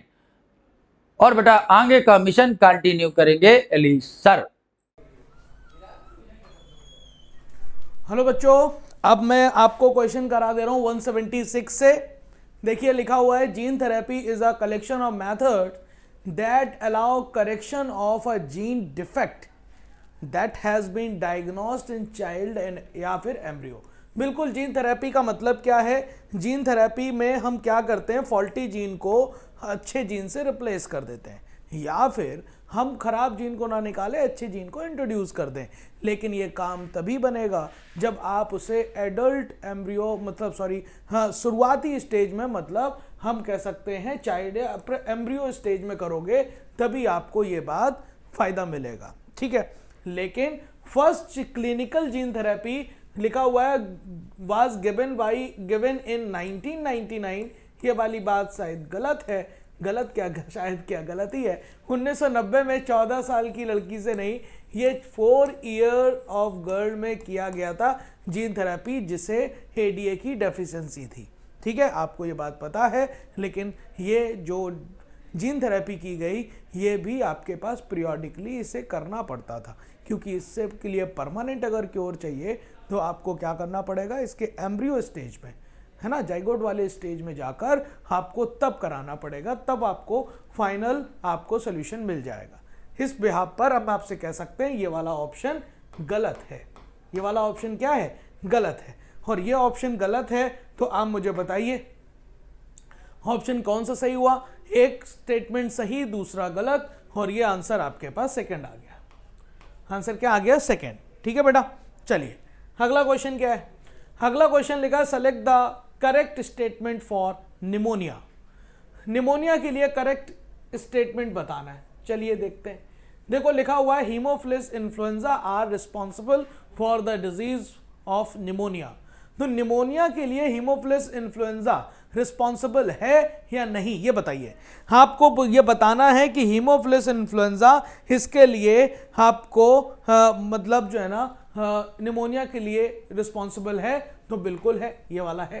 फिर लिखा हुआ healthy person acquires the infection by inhaling droplets या aerosol release by an infected person or even by sharing glasses or utensils with infected person। बिल्कुल आपको कैसे aerosols के जरिए होने वाली बीमारी है, जैसे कि किसी ने छींक दिया, खांस दिया या फिर उसके बर्तनों को यूज कर लिया, तो ये निमोनिया हो सकता है ना। तो आपके पास तीसरा लिखा हुआ है कि इन सीवियर केसेस लिप्स और फिंगर नेल्स जो होते हैं वो ग्रे से कैसे हो जाते हैं, ब्लूइश हो जाते हैं। ये बात, तीनों बातें सही हैं, आपको आंसर ऑल बन जाएगा। आपको यहां पर ये बात समझनी पड़ेगी कि ये दोनों बैक्टीरिया के जरिए होने वाली ये जो बीमारी है निमोनिया, ये बैक्टीरियल डिजीज है, स्ट्रेप्टोकोकस निमोनी या फिर हीमोफिलस इन्फ्लुएंजा। तो आप इसे ये मत समझना ये वायरस है, ये बैक्टीरिया ही है, ठीक है। आगे चलते हैं। अगला लिखा हुआ है about 15 million years ago primates called Dryopithecus and Ramapithecus were existing. बिल्कुल, तो आप ये बताइए ड्रायोपिथिकस और रामापिथिकस जो है वो शुरुआती आपके पास प्राइमेट्स हैं जो कि इस ईयर के आसपास एग्जिस्ट करते थे। लेकिन आपको स्टेटमेंट लिखा हुआ है ramapithecus was more male like और ड्रायोपिथिकस ज्यादा होते हैं एप लाइक। तो पहले ड्रायोपिथिकस आया तो ज्यादा एप लाइक है, और फिर ड्रायोपिथिकस के बाद रामापिथिकस, है ना। ये कहाँ मिले थे, शिवालिक हिल्स, है ना। तो आपके पास बात करी जाए तो ये वाली बात भी सही है, दोनों स्टेटमेंट सही, आंसर आपके पास 4 हो जाएगा। आगे देखिए अगला, which one of the following are the incorrect match. आपको इनकरेक्ट मैच निकालना है। देखिए लिखा हुआ कॉन्ट्रेक्टाइल वैक्यूल ऑस्मोरेगुलेशन में हेल्प करेगी, अमीबा में पाई जाएगी। फूड वैक्यूल आपको प्रोटिस्टा में देखने को मिलेगी, यूनिसेलुलर ऑर्गेनिज्म में फूड इनगल्फ करने के बाद फूड की एक वैक्यूल बनती है, ये फूड वैक्यूल वहां मिलेगी। वैक्यूल आपको ऑक्टोपस और वाइपर में नहीं मिलेगी, क्योंकि वैक्यूल का पाया जाना प्लांट्स का कैरेक्टरिस्टिक होगा, है ना। ये लास्ट सेंट्रल वैक्यूल की बात कर रहा है, और जबकि ऑक्टोपस हो या फिर वाइपर हो, ये क्या है, एनिमल्स है, तो एनिमल्स में ये नहीं पाया जाएगा। फिर लिखा हाइड्रोलिटिक एंजाइम आपके पास लाइसोसोम में पाए जाते हैं, जो कि एसिडिक मीडियम में एक्टिव हो जाते हैं। गलत बात निकालनी थी, तो आंसर आपके पास 3rd बन जाएगा 179 का। आगे देखिए अगला 180 क्वेश्चन क्या कह रहा है, cell division is very important process in only multicellular organism. Cell division important होता है चाहे वो यूनिसेलुलर हो चाहे वो मल्टी सेलुलर हो। हमने कहा नंबर ऑफ सेल्स का बढ़ेंगे तभी ग्रोथ होगी, तो हमने कहा सेल का नंबर बढ़ना और सेल का साइज बढ़ना ग्रोथ के लिए रिस्पॉन्सिबल है। तो आपको सेल का डिवीजन ओनली मल्टी सेलुलर में ग्रोथ कराएगा ऐसा नहीं है, आपको यूनिसेलुलर में भी बात करनी पड़ेगी। Cell division is very important for only लिखा हुआ है, ओनली के बिहाफ पर ये वाला स्टेटमेंट गलत हो गया, हम कहेंगे यूनिसेलुलर और मल्टी सेलुलर बोथ।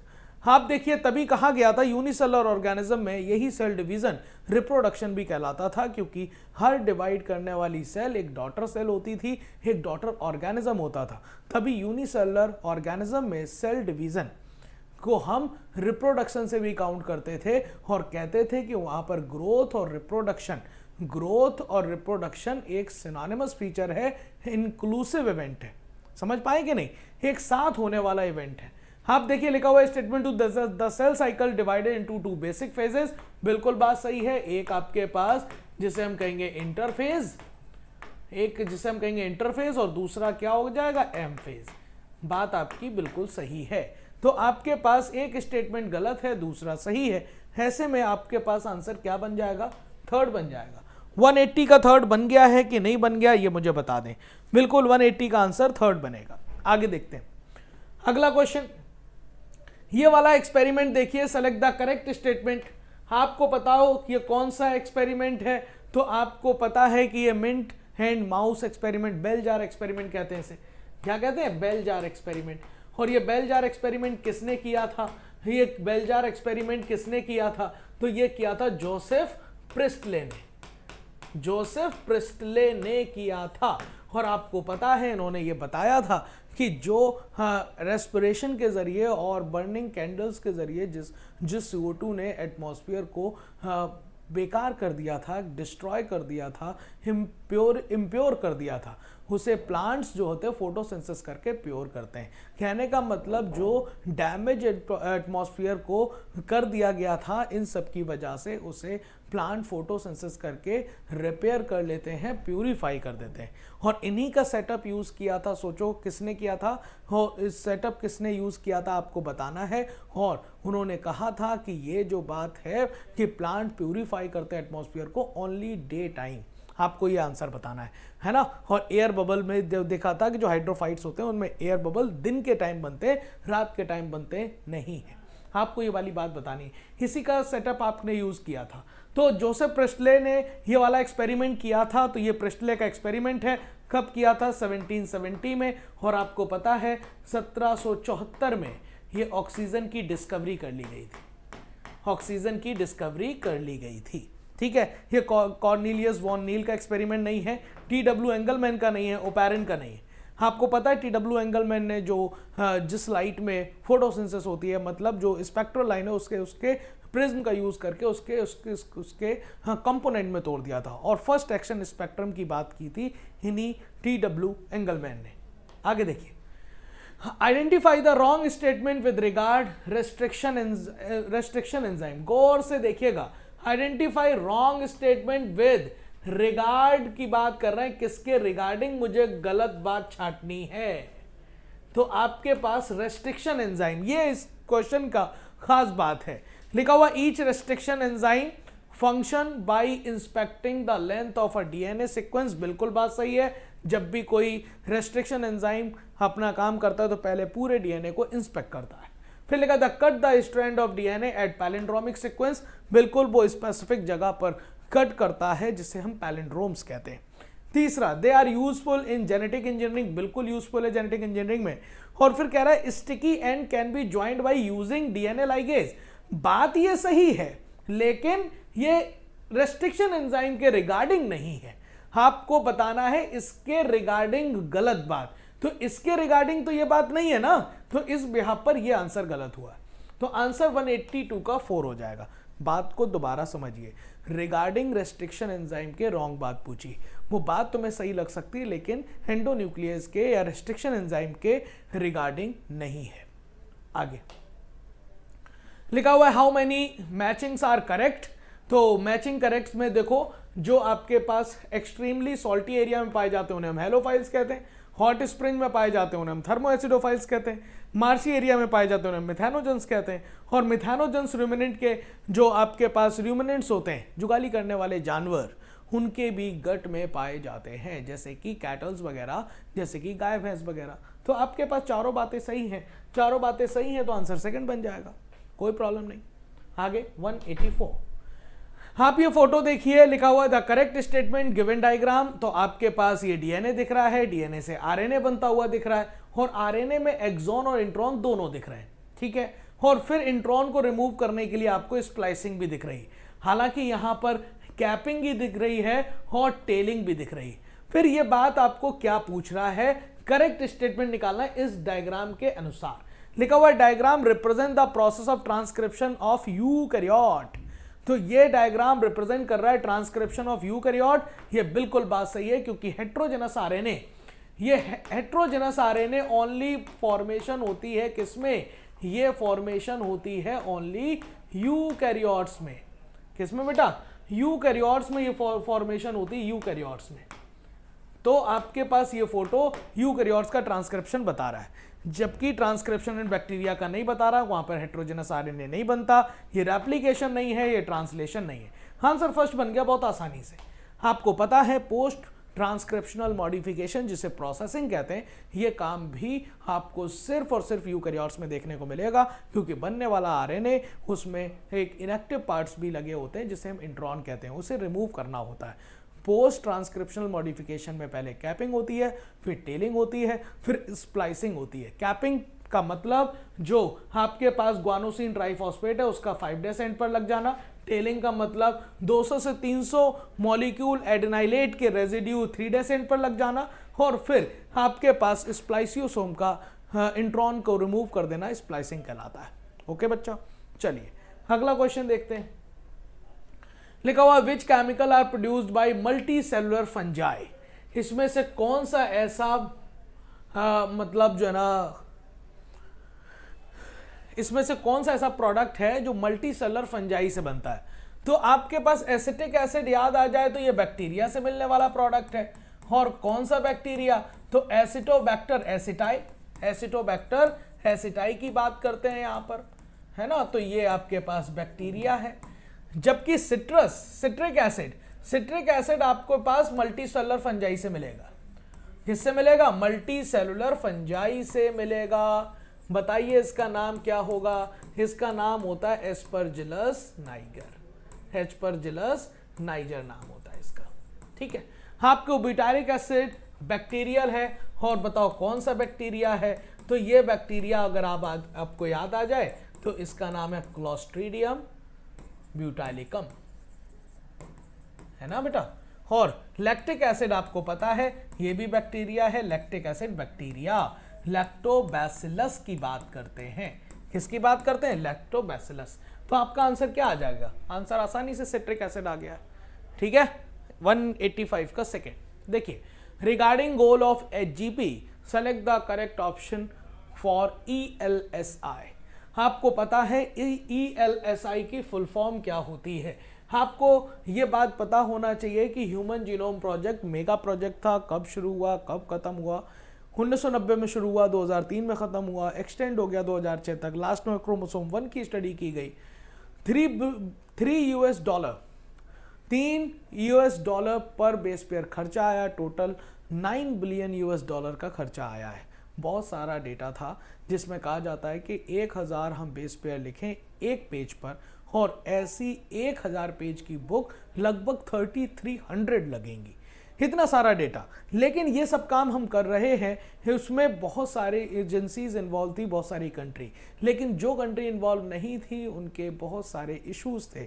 वो कह रहे थे कि भैया अगर आप जीनोम पढ़ लोगे तो अपने हिसाब से जीन लगाओगे, नेचर के विरुद्ध काम करोगे, और नेचर के विरुद्ध काम करोगे तो भाई आप नेचर से खिलवाड़ करोगे तो उसके दुष्परिणाम आपको देखने को मिलेंगे। तो भाई ह्यूमन जीनोम प्रोजेक्ट का एक बड़ा ये भी था कि जो भी एथिकल और लीगल इशू हो उसे भी साथ साथ रिजॉल्व किया जाए, बताया जाए कि हम सिर्फ ह्यूमन वेलफेयर के लिए काम कर रहे हैं, ह्यूमन के जीनोम पर काम नहीं कर रहे हैं, है ना। तो आप देखिए ELSI की फुल फॉर्म होती है एथिकल लीगल सोशल इशू। इसे भी डील करते हुए चलना था एचजीपी को। इथिकल लॉन्ग नहीं होगा, इजी लॉन्ग नहीं होगा, ethical legal social issues. Answer आपके पास 186 का थर्ड बन जाएगा। आगे देखते हैं अगला क्वेश्चन। लिखा हुआ है select the odd portion for contrasting trait study bye Mendel in a P. तो इसमें आप देखिए कि ऑड निकालना है, तो ऑड आप कैसे निकालोगे। तो देखिए जो आपके पास ड्वार्फ लिखा हुआ है, ये ड्वार्फ क्या है, तो टॉल है, ड्वार्फ है, तो ये आपके पास ड्वार्फ क्या हो गई, ट्रेट हो गई। क्या हो गई, ट्रेट। और ये ट्रेट कौन सी ट्रेट है, तो ये डोमिनेंट है, रेसेसिव है, तो ये रेसेसिव ट्रेट है। कैसी ट्रेट है, रेसेसिव ट्रेट है। वाइट भी आपके पास ट्रेट है, और ये ट्रेट कैसी है, तो हमने कहा कि वाइट और दूसरा वायलेट, तो आपके पास ये भी रेसेसिव ट्रेट है, ये भी रेसेसिव ट्रेट है। जबकि रिंकल्ड और राउंड ये भी ट्रेट है, लेकिन ये ट्रेट कैसी है, रेसेसिव है ना। करेक्टर और ट्रेट में अंतर तुम्हें आना चाहिए। एक्सियल ट्रेट है, लेकिन ये एक्सियल पोजीशन फ्लावर को लेकर है, और ये डोमिनेंट ट्रेट है। कैसी ट्रेट है, डोमिनेंट। बाकी सारी रेसेसिव ट्रेट दी गई हैं, और यही निकल कर आया। आपको बताता हूं कि करेक्टर और ट्रेट में क्या अंतर होता है। जैसे हमने आपसे कहा कि आई का कलर ये करेक्टर है, अब आई का कलर रेड है, ब्लू है, वाइट है, तो ये आपके पास हो गई उसकी ट्रेट। जैसे हमने कहा हाइट एक करेक्टर हो गया, टॉल है, ड्वार्फ है, ये उसकी ट्रेट हो गई। बात समझ पा रहे हैं कि नहीं? तो करेक्टर और ट्रेट में ये अंतर है। आपके पास ऑड वन आ गया है एक्सियल, और एक्सियल कैसा होता है? आपके पास एक्सियल पोजीशन का फ्लावर आपके पास डोमिनेंट में आता है, जबकि टर्मिनल फ्लावर रेसेसिव करेक्टर होता है। आगे देखिए, फेनिलकीटोन्यूरिया से टायरोसिन बन रहा है, तो आपको ये बात पता होनी चाहिए कि यहां पर कौन सा एंजाइम काम करेगा। उस एंजाइम का नाम है फेनिलएलेनिन हाइड्रोक्सिलेज, है ना। और आपको पता है कि फेनिलकीटोन्यूरिया को यही जीन जब फॉल्ट होता है तो इस जीन में फॉल्ट आता है तो टायरोसिन नहीं बनता, और टायरोसिन आगे मेलानिन की सिंथेसिस नहीं कर पाता। इसी वजह से स्किन में पिगमेंटेशन देखने को मिलता है, और जब फेनिलएलेनिन का अमाउंट बढ़ जाता है, ये आगे नहीं होता, तो ये आपके पास स्टोर और एक्यूमुलेट होने लगता है, फेनिल पायरुविक एसिड के फॉर्म में, है ना। और ये मेंटल रिटार्डेशन करा देता है। क्या करा देता है? Mental retardation. तो ये आपके पास ये जो है आपके पास बीमारी फेनिलकीटोन्यूरिया है, और ये फेनिलकीटोन्यूरिया ऑटोसोमल रेसेसिव डिजीज होती है। ऑल्सो ये जीन जो फेनिलएलेनिन हाइड्रोक्सिलेज बनाता है वो जीन प्लियोट्रोपिक जीन कहलाता है, क्योंकि one gene carries more than one character. ठीक है, तो ये आपके पास X की जगह हेक्सोकाइनेज नहीं होगा, आइसोमेरेज नहीं होगा, फेनिलएलेनिन हाइड्रोक्सिलेज होगा, ADA नहीं होगा। आंसर आपके पास हो जाएगा थर्ड। ठीक है बेटा, आगे अगला क्वेश्चन क्या लिखा हुआ है? ऊगोनिया के आगे डैश लिखा हुआ है, X लिखा हुआ है, फिर प्राइमरी oocyte और देन सेकेंडरी oocyte। तो आपको यह बात पता होना चाहिए कि ऊगोनिया से प्राइमरी oocyte में डिवीजन तो नहीं हुआ। ऊगोनिया की भी प्लॉइडी 2n होती है और प्राइमरी oocyte की भी प्लॉइडी 2n होती है। यहां पर सिर्फ होता है डिफरेंशिएशन। डिफरेंशिएशन का मतलब यहां पर साइज बढ़ रहा है, ग्रोथ हो रही है ना, डिफरेंशिएशन। और जब प्राइमरी oocyte में क्या होगी? मियोसिस होगी। कौन सी मियोसिस होगी? मियोसिस फर्स्ट होगी, तब वो सेकेंडरी oocyte में बदलेगा और प्लॉइडी हाफ हो जाएगी। तो पूछ रहा है X और Y क्या है? X डिफरेंशिएशन है, Y फर्स्ट मियोटिक डिवीजन है। X फर्स्ट मियोटिक डिवीजन नहीं है, X माइटोसिस नहीं है, X डिफरेंशिएशन तो है लेकिन Y माइटोसिस नहीं है। आंसर आपके पास 189 का फर्स्ट बनेगा। ठीक है, आगे अगला क्वेश्चन आप देखिए, लिखा select the correct option for cutting DNA in palindromic sequence by EcoR1। तो EcoR1 के बारे में आपको यह बात पता होना चाहिए कि EcoR1 का पैलिंड्रोमिक सीक्वेंस कौन सा होता है। तो EcoR1 का पैलिंड्रोमिक सीक्वेंस होता है GAATTC, है ना, 5-2 3-। और अगर मैं दूसरे स्टैंड की बात करूं तो आपके पास 5-2 3- भी यही आएगा, GAATTC। तो कह रहे हैं कि भाई ये जब कट करता तो कहां करता? पैलिंड्रोम पर तो करता ही करता है, G और A के बीच में करता है, और G और A के बीच में करता है। तो आपको एंड्स कैसे प्राप्त होते हैं? एंड प्राप्त होते हैं आपके पास स्टिकी। कैसे एंड प्राप्त होते हैं? स्टिकी एंड प्राप्त होते हैं। ठीक है, तो EcoR1 कहां पर कट करेगा? देखिए GATTT 3 बार लिख दिया है, गलत बात, 2 बार T होता है। फिर देखिए लेके यहां पर GAA8, गलत, 2 बार A होता है। आप देखिए GAATTC 5-2 3- और ये 5-2 3- ये भी यही हुआ, G और A के बीच कट कर रहा है। आंसर आपके पास फर्स्ट हो जाएगा। ओके, आगे according to which act a pregnancy may be terminated on certain considered ground within the first 12 week of pregnancy on the opinion of registered medical practitioner। तो कहा जाता है कि भैया आपको लीगलाइज कब हुआ? ये बात किसकी है? MTP की है, मेडिकल टर्मिनेशन ऑफ प्रेगनेंसी। इसे लीगलाइज किया गया 1971 में कुछ कंडीशन के साथ, और वो कंडीशंस यही थी कि सेफ होती है फर्स्ट ट्राइमेस्टर में, मतलब फर्स्ट 12 वीक में। लेकिन फिर भी आपको एक मेडिकल प्रैक्टिशनर की जरूरत पड़ेगी अगर प्रेगनेंसी 12 वीक से पहले की है।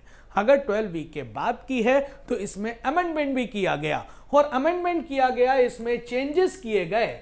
अमेंडमेंट में ये चेंज किया गया कि भाई आपको 2017 में अमेंडमेंट है, कहा गया कि अगर आपकी प्रेगनेंसी जो है, जो कि जच्चा और बच्चा मतलब मदर ऑफ इन्फेंट को दोनों को प्रॉब्लम है जीवन की, मतलब दोनों मर सकते हैं, या फिर कोई बच्चा है जो कि सीवियर किसी ऐसी बीमारी से पीड़ित है कि पैदा होने के बाद वो किसी ना किसी चीज़ों से ज़्यादा ग्रसित रहेगा, माँ बाप पर बोझ रहेगा, तो ऐसी कंडीशन में आपको लीगल अथॉरिटी लेनी पड़ेगी।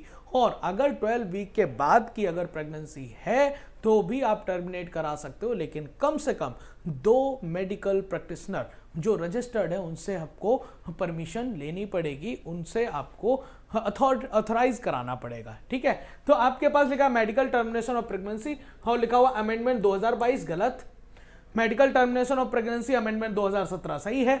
हम मेडिकल टर्मिनेशन ऑफ प्रेगनेंसी ये आपके पास अमेंडमेंट एक्ट 1980 और या 1985, आंसर आपके पास सेकंड बना है, आंसर 91 का सेकंड हो गया। आगे देखिए अगला क्वेश्चन, अगला क्वेश्चन लिखा हुआ है the labia minora are paired fold of tissue under the labia minora, मतलब आउटर लिप आपके पास लेबिया मेजोरा है और उसके अंदर लेबिया माइनोरा है, ये बात बिल्कुल सही है। फिर लिखा है क्लाइटोरिस एक टाइनी फिंगर लाइक स्ट्रक्चर होता है which lies at the upper junction of 2 labia minora above the urethral opening, ये बात भी बिल्कुल सही है। तो स्टेटमेंट दोनों सही है, आंसर आपको 4 बन जाना चाहिए, स्टेटमेंट दोनों सही है। आगे 193 लिखा हो how many matchings are correct, ठीक है देख लेते हैं। पॉलीमरेज एंजाइम की टूल्स होते हैं, भाई आपके पास रिकॉम्बिनेंट डीएनए टेक्नोलॉजी में की टूल्स में एंजाइम था, और एंजाइम 3 तरह के आपके पास, डीएनए को खोलने वाले, डीएनए को डीएनए बनाने वाले और डीएनए को जोड़ने वाला, मतलब डीएनए पॉलीमरेज, डीएनए लाइगेज और रेस्ट्रिक्शन एंडोन्यूक्लियस। और आपको वेक्टर चाहिए और होस्ट सेल चाहिए, ये की टूल में आता है। तो की टूल में पॉलीमरेज एंजाइम तो था ही जो डीएनए से डीएनए बनवाएगा। इथिडियम ब्रोमाइड से हम स्टेनिंग करते हैं, तभी यूवी लाइट में ऑरेंज कलर के बैंड्स दिखाई देते हैं डीएनए के, तो ये जेल इलेक्ट्रोफोरेसिस में यूज होते हैं, ये भी सही है। हिंद 2 और इको R1 रेस्ट्रिक्शन एक्सोन्यूक्लियस, तो देखो यहां पर एक्सोन्यूक्लियस लिखा हुआ, ये वाली बात गलत है, यहां पर क्या होना चाहिए था एंडोन्यूक्लियस। जल्दबाजी में पढ़ोगे तो हो सकता है इस पर नजर ना जाए। लिखा हुआ है CLA1 और हिंद 3 आपको PBR 322 में रेस्ट्रिक्शन साइट मिलेंगी, ठीक है। तो यहां पर A B D सही है, C गलत है, मतलब आंसर 3 सही है, 1 गलत है। क्या बनेगा फर्स्ट, केयरफुली पढ़ना बेटा। लिखा हुआ है Amazonian rain forest how much species are present of reptiles, reptiles के बारे में बात करी जाए तो वो आपके पास है 378 स्पीसीज रेप्टाइल्स की हैं अमेजोनियन रेन फॉरेस्ट में, 3000 स्पीसीज फिश की हैं, बर्ड्स की स्पीसीज कितनी है 1300 है, और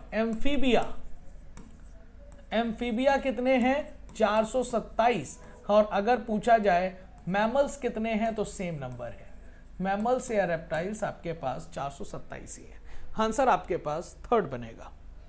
देखिए अगला लिखा हुआ है how many matchings are correct, reference क्या है, किसके रेफरेंस में करेक्ट बात बतानी है, with reference to double fertilization. ये क्वेश्चन में देखना आप चालू करना पड़ेगा, आपको ऑप्शन में हो सकता सही लिखा हो, लेकिन रेफरेंस में किसके पूछा हुआ है इस बिहाफ पर आपको क्वेश्चन को गलत कर सकते हो। ये क्वेश्चन ऐसा मिल चुका है रिगार्डिंग या रेफरेंस लिखा हो तो आपको ध्यान देना चाहिए। Syngamy fusion of male gamete and central cell, बिल्कुल गलत। सिनगैमी में फ्यूजन होता है मेल गैमेट और फीमेल गैमेट का। ट्रिपल फ्यूजन में फ्यूजन होता है 2 male gamete and 1 central cell, बिल्कुल गलत। ट्रिपल फ्यूजन में 1 मेल गैमेट और सेंट्रल सेल के 2 पोलर न्यूक्लियाई से फ्यूजन होता है, 2 मेल गैमेट नहीं। जो प्राइमरी एंडोस्पर्मिक सेल है उसकी प्लॉइडी 3n होती है, ट्रिप्लॉइड है, ये बात सही है। डबल फर्टिलाइजेशन की बात करी जाए तो देखिए ये थोड़ा सा आगे पीछे हो गया है, यहां पर डबल फर्टिलाइजेशन की बात पूछ रहा है। डबल फर्टिलाइजेशन कहां होगा, फर्टिलाइजेशन उठ के यहां चला गया है, कोई बात नहीं। डबल फर्टिलाइजेशन आपके पास जिम्नो और एंजियो दोनों में पाया जाता है, बिल्कुल गलत। डबल फर्टिलाइजेशन आपके पास ओनली एंड ओनली आपके पास किसमें देखने को मिलेगा, एंजियोस्पर्म का कैरेक्टरिस्टिक होता है, इसमें नहीं होता। दैट्स वाई आपके पास ये वाला ऑप्शन भी गलत हो गया है, ये वाला भी गलत हो गया। और फिर उसके बाद एंडोस्पर्म पोस्ट फर्टिलाइजेशन स्ट्रक्चर है, ये वाली बात सही है। जब प्राइमरी एंडोस्पर्मिक सेल बन जाएगी फिर उसमें डिवीजन होगा, एंडोस्पर्म का फॉर्मेशन। जाइगोट के डिवीजन, जाइगोट के एम्ब्रियो बनने से पहले आपको प्रिसीड करेगा एंडोस्पर्म का बनना, और एंडोस्पर्म का बनना दो तरह का, सेलुलर और फ्री न्यूक्लियर। याद आया कि नहीं? फ्री न्यूक्लियर आपके पास पाया जाएगा कोकोनट वाटर में, और सेलुलर एंडोस्पर्म फॉर्मेशन आपके पास कर्नल, कोकोनट कर्नल मतलब गरी में। तो ये वाली बात भी सही है। तो आपके रिगार्डिंग डबल फर्टिलाइजेशन दो बातें सही आ रही, सी और ई, और दो बातें सही आ रही हैं, तो आपके पास आंसर फर्स्ट होना चाहिए 195 का। 195 का आंसर फर्स्ट हुआ कि नहीं हुआ आपके नजर में, आप मुझे बताइए। 195 मुझे तो फर्स्ट लग रहा है, जिसमें दो ही स्टेटमेंट सही हैं। 196, आप इस फोटो को देखिए और लिखा हुआ how many statement correct for given diagram. ये डायग्राम है किसका? पॉलन ग्रेन का। पॉलन ग्रेन आपके पास छपे हुए हैं। अब इसके रेफरेंस में आपको आंसर देना है। क्या पॉलन ग्रेन को मेल गैमेटोफाइट कहते हैं? बिल्कुल कहते हैं। आपके पास लिखा रिलेटेड विद एंजियोस्पर्म, बिल्कुल पॉलन ग्रेन एंजियोस्पर्म में बनते हैं। फिर लिखा ये हैप्लॉइड स्ट्रक्चर है, यस और नो बताइए।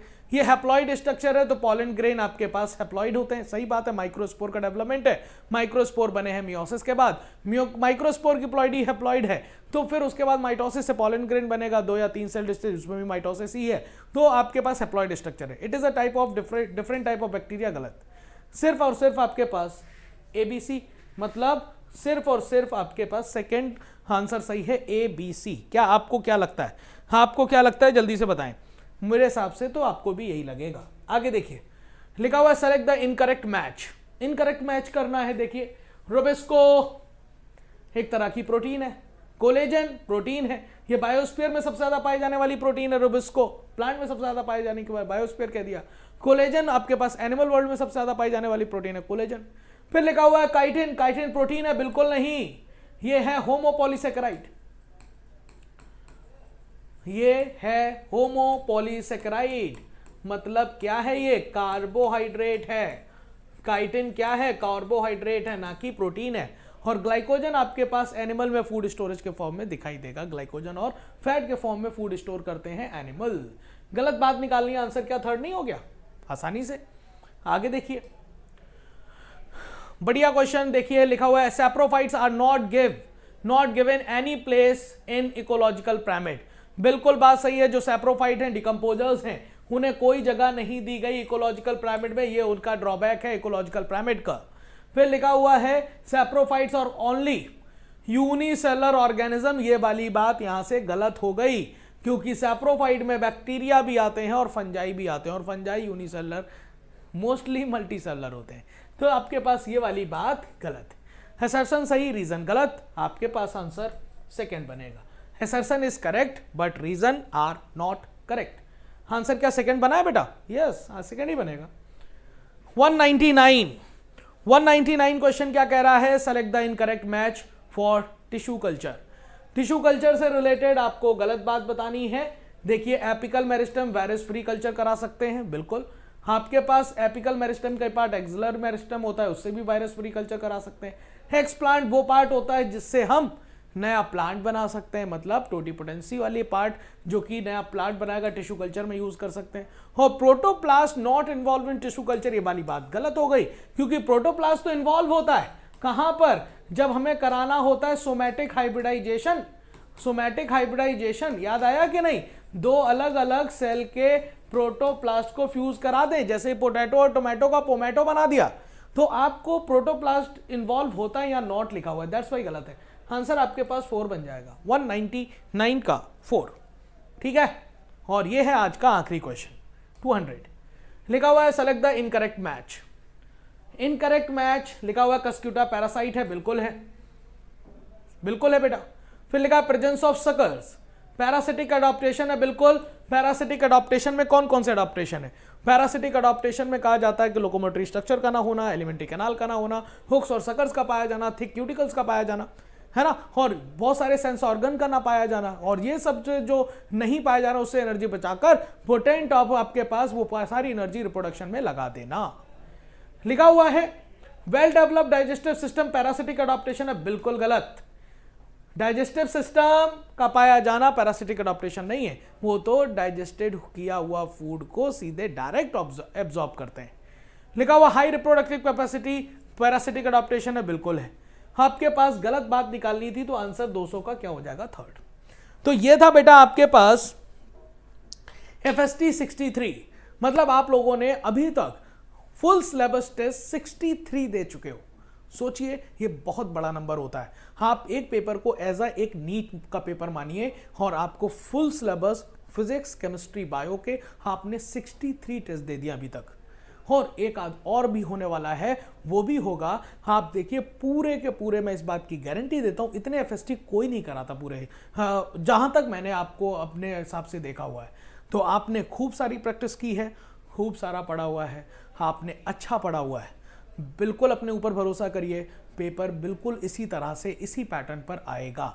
और ना मानो तो 5 तारीख को 5:30 बजे हम लोग इसे डिस्कस करते हुए भी मिलेंगे और आपको बताएंगे कि देखो ये बात बताई थी, देखो ये बात बताई थी। बिल्कुल भरोसा रखिए, सिलेक्शन ज़रूर होगा, आपने अच्छे से तैयारी करी है ना। मेरी तरफ से आपको खूब सारा बेस्ट ऑफ लक है, खूब सारा मतलब जो है ना, आप अपने आप को एनर्जेटिक रखिए, डिप्रेस बिल्कुल मत होइए, है ना, और अपने आप को अपने आप पर भरोसा रखिए, ठीक है। हम लोग हमेशा आपके साथ हैं, बिल्कुल परेशान होने की ज़रूरत नहीं है, ठीक है। Thank you so much.